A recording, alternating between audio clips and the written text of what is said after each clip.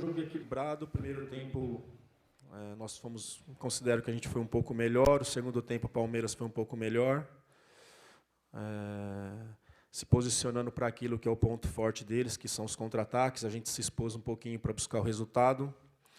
A gente tem que comemorar pela semana, pelo desempenho, pela entrega dos jogadores. A gente tem que comemorar. Carille, aqui, tudo bem? Duas questões rápidas, por favor. A primeira em relação ao Manuel, ele vem tendo um bom desempenho e vem marcando alguns gols decisivos. Você pensa, e você pediu isso para a diretoria do Corinthians, de repente, para tentar segurar o Manuel para a próxima temporada? E outra questão em relação a Sornossa e Matheus Vital. O Sornossa parece que ele te dá muito a bola parada, né, que é importante, são 11 assistências, e o Vital te dá mais dinâmica durante o jogo. Como equilibrar, né? Você não consegue colocar os dois no time, mas por que você tem escolhido o Sornossa, por exemplo? A primeira? Não, muito cedo para falar. Tem empréstimo emprestado até dezembro. A gente não começou a falar. Nossa preocupação nesse momento ainda é melhorar o nosso time. Tem melhorado, né, com o trabalho. E acho que daqui uns dias, ou talvez o mês que vem, a gente começa a falar de planejamento do ano que vem. Nós estamos muito focados no momento nisso. Então, o Vital... são características diferentes. O Vital já gosta do 1 contra 1, já gosta do jogo curto, do jogo combinado. Dificilmente o Vital faz um lançamento ou algo assim. E o Sornossa já é um cara de passe, né? Então, foi uma semana que eu tive que fazer algumas mudanças também para que a gente tivesse um melhor desempenho físico, né? Como o Vital jogou os 2 jogos e jogou bem lá contra o Fortaleza e lá no Uruguai também. Então, a gente teve que ter todos esses cuidados. E os cuidados das mudanças também foi por conta até de Sornossa, um pequeno edema que ele teve antes do jogo do Fortaleza, que ligou aquele sinal de alerta para que a gente não perca mais jogadores, e por isso de algumas mudanças também. Foi uma semana muito bem planejada. Carille, boa noite. Dois questionamentos, a exemplo do colega anterior. O primeiro, se faltou concentração, o Corinthians estava com o resultado na mão, tinha um contra-ataque e tomou gol muito cedo na volta do segundo tempo, se você, na tua opinião, faltou concentração naqueles 3 primeiros minutos que saiu o gol de empate do Palmeiras. E o segundo questionamento é se já dá para dizer se o Corinthians pode priorizar alguma competição em razão do jogo contra o Goiás na quarta-feira, que vai igualar os outros jogos, né? E se você lamenta muito esses 2 pontos perdidos hoje, que você poderia encostar um pouco mais ali naquele pelotão da frente, até terminar a rodada do meio de semana, que o Corinthians tem um jogo isolado, como 3º lugar. Um jogo como esse não tem desconcentração, cara. Tem qualidade do outro lado também, tem jogadores que atacam bem a bola, né? Acontece. Não sei com quantos minutos foram, não lembro, mas faz parte do futebol. Isso aí é assim, não existe falta de concentração num jogo desse. Pode faltar tudo menos concentração. Jogar dentro de casa é sempre importante fazer pontos, né? Infelizmente não fizemos os 3, mas a gente tem que comemorar esse ponto aí, que ali na frente pode nos trazer grandes coisas. E priorizar não, cara, muito cedo, né? Pô, vou priorizar a Sul-Americana porque eu tenho certeza que eu vou ser campeão. A gente não tem essa certeza.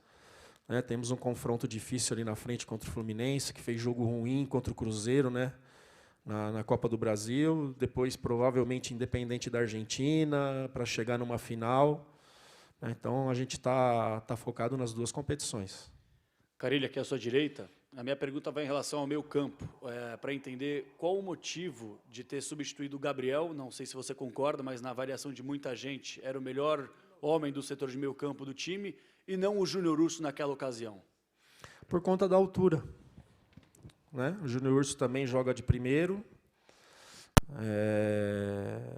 Tem mais jogo para frente do que o Gabriel. O Gabriel é mais da linha do Ralf, de desarme.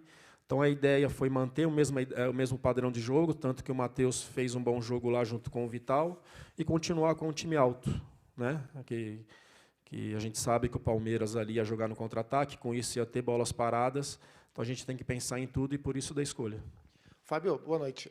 Me chamou a atenção que, nos 2 tempos, foi mais perigoso o time que teve menos a bola. No primeiro tempo, o Corinthians faz o gol, o Palmeiras vai para cima e quem leva mais perigo é o Corinthians. E, no segundo tempo, se inverte.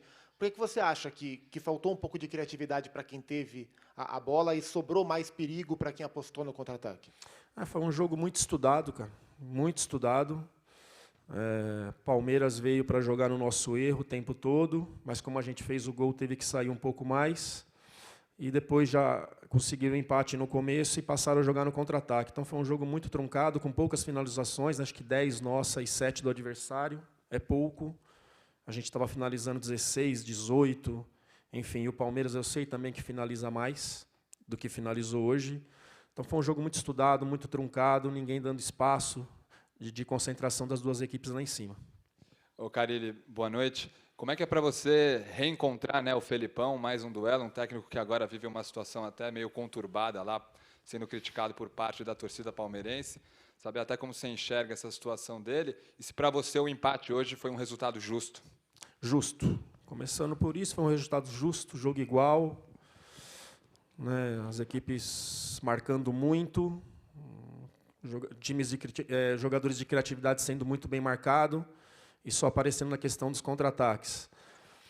Para mim, isso é um privilégio, enfrentar o Felipão. A segunda vez, né, na minha carreira, foi no Paulista e agora. É um privilégio ser técnico do Corinthians, né, e um prazer reencontrar e ter o carinho. Fui no vestiário lá antes, né, com o respeito e o carinho que me tratou. Isso é um privilégio que eu não esqueço nunca.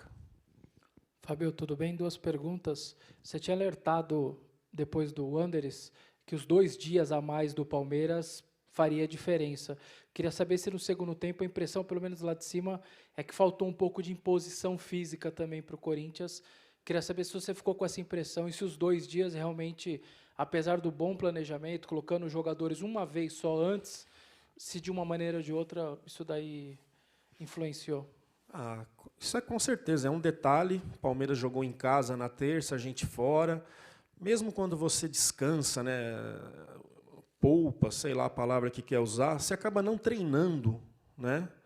O ideal assim é tirar o cara, vir fazer treinos específicos de fortalecimento, musculação, e a gente acaba não fazendo. Então, é importante fazer isso, mas não é o ideal. Então, você acaba só descansando, você não faz nada no dia do jogo.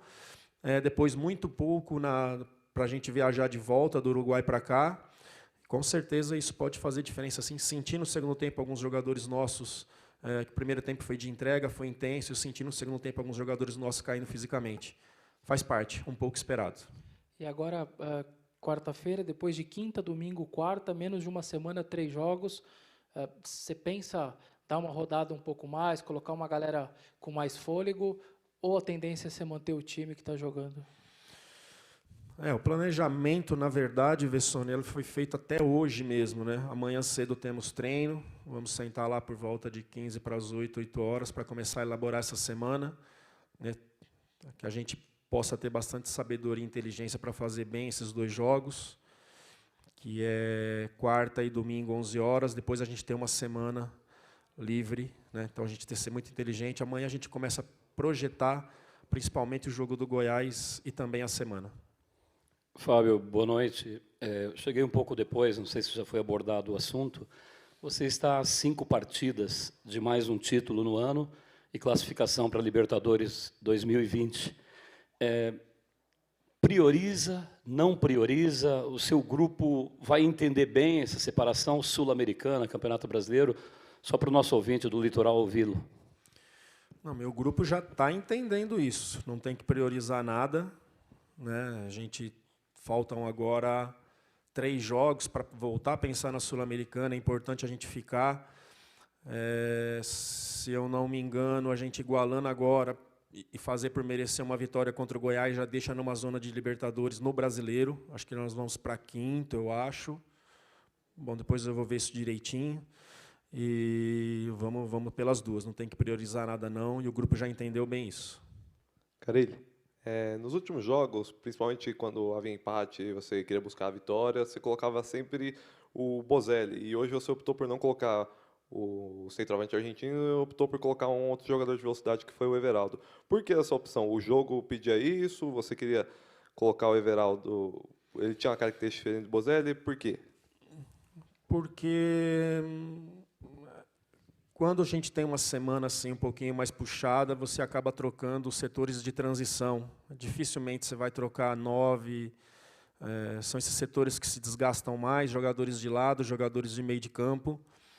E por isso. Então, não poderia, por tudo que aconteceu e que a gente ficou conversando ali com os auxiliares, eu não poderia fazer uma substituição hoje de 9, sendo que poderia faltar para mim na transição, que ficou um jogo de contra-ataque, um jogo muito corrido.